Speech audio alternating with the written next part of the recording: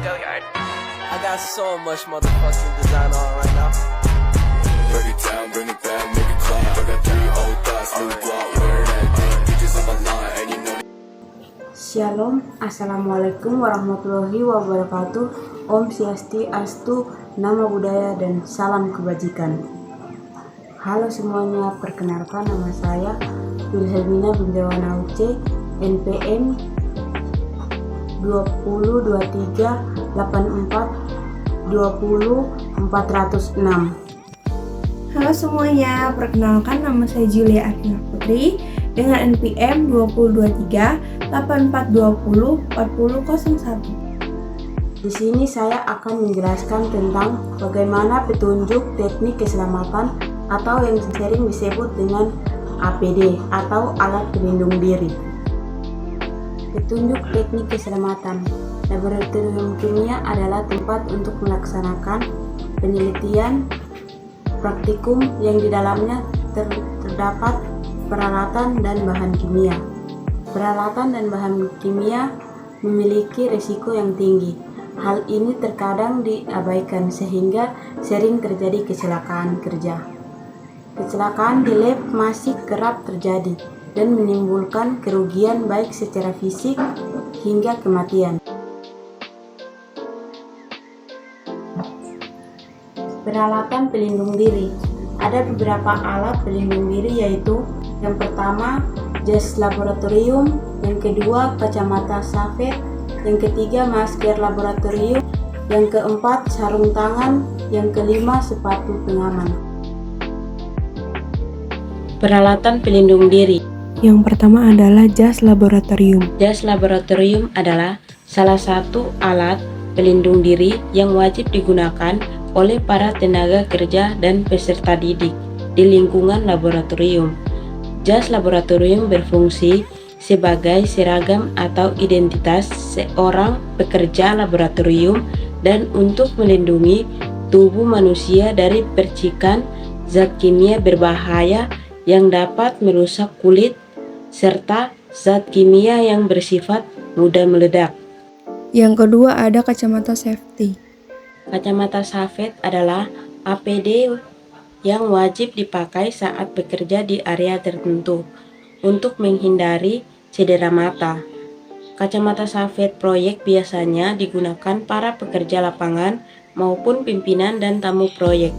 Kacamata safet dan fungsinya adalah untuk melindungi mata dari risiko terciprat atau terkena percikan larutan bahan kimia. Selain itu, bentuk yang menempel kulit juga ditujukan untuk menghindari uap panas yang bisa menyebabkan iritasi mata. Yang ketiga ada masker. Masker adalah suatu alat pelindung diri atau APD wajib yang harus digunakan ketika beraktivitas dalam laboratorium, khususnya laboratorium kimia. Masker berfungsi untuk hidung dan mulut yang dapat menjadi jalan masuk zat-zat kimia berbahaya ke dalam tubuh. Hal ini disebabkan karena di dalam laboratorium kimia terdapat berbagai zat kimia yang dapat membahayakan kesehatan jika masuk ke dalam tubuh dalam jumlah berlebihan.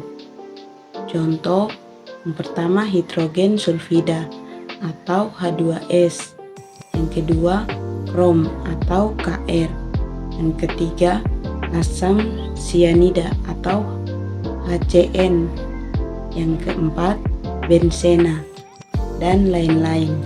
Keempat ada sarung tangan. Sarung tangan merupakan salah satu APD untuk melindungi seluruh bagian tangan hingga ke jari-jari selama pekerjaan tertentu.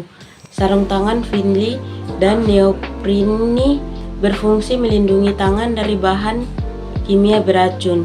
Sarung tangan karet berfungsi melindungi saat bekerja di sekitar arus listrik. Dan yang terakhir adalah sepatu safety. Sepatu pengaman atau safety shoes merupakan salah satu alat pelindung diri atau APD yang wajib diberikan oleh para perusahaan bagi para pekerjanya sesuai dengan bidang pekerjaannya. Safety shoes atau sepatu safet adalah salah satu alat pelindung diri atau APD yang harus dipakai oleh para pekerja guna menghindari risiko kecelakaan. Selanjutnya kita masuk dalam peraturan di laboratorium. Ada beberapa peraturan dalam laboratorium, yaitu yang pertama, pakai peralatan pelindung diri selama di laboratorium. Yang kedua, membiasakan bersih di laboratorium. Yang ketiga, tidak boleh bekerja sendirian. Yang keempat, selalu memberikan label atau keterangan pada setiap bahan kimia. Dan yang terakhir yaitu selalu memperhatikan kategori bahaya bahan kimia yang dipakai. Selanjutnya kita masuk dalam larangan di laboratorium. Yang pertama, dilarang mencicipi atau mencium bahan kimia. Yang kedua, dilarang merokok di dalam laboratorium. Yang ketiga, dilarang makan atau minum di dalam laboratorium. Yang keempat, dilarang bercanda di dalam laboratorium. Dan yang terakhir, dilarang memakai perhiasan.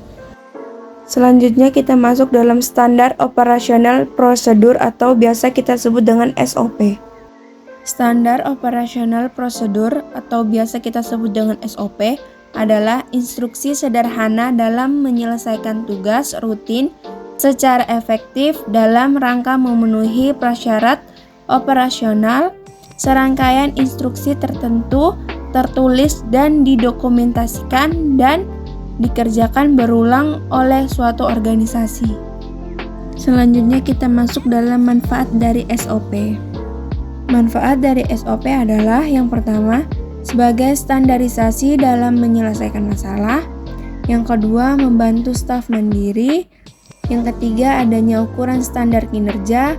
Yang keempat, meningkatkan akuntabilitas pelaksanaan tugas. Yang kelima, memberikan informasi mengenai beban tugas yang dipikul oleh seorang pegawai dalam melaksanakan tugasnya.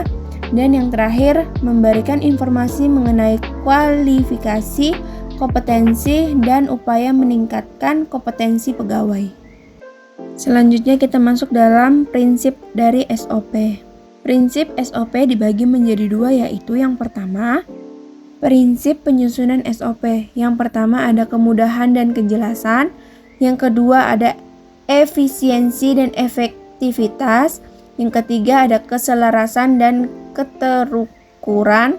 Yang keempat dinamis. Yang kelima berorientasi pada pengguna. Yang terakhir kepatuhan aturan atau hukum dan kepastian hukum.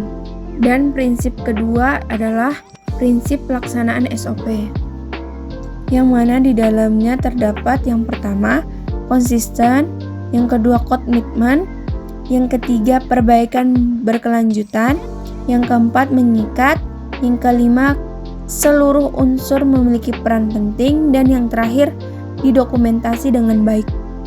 Selanjutnya kita masuk dalam penerapan dari SOP. Penerapan SOP mencakup beberapa hal. Yang pertama, setiap pelaksana mengetahui SOP yang baru atau diubah dan mengetahui alasan perubahannya.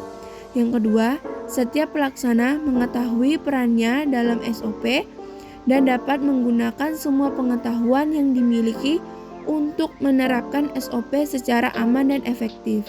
Dan yang terakhir, adanya mekanisme untuk memantau kinerja, mengidentifikasi masalah-masalah yang akan muncul. Dan yang terakhir kita masuk dalam SOP laboratorium. SOP laboratorium mencakup dua hal, yaitu yang pertama, SOP laboratorium yang baik jika rinci, jelas, singkat, lebih mudah dimengerti oleh staf, terdapat review dan disetujui oleh manajemen laboratorium, serta perlu diupdate secara teratur. Yang kedua, SOP harus mengandung informasi berikut. Yang pertama, judul, tujuan, instruksi, nama personil yang menyusun SOP, dan tanda tangan persetujuan pimpinan dan tanggal disetujuinya.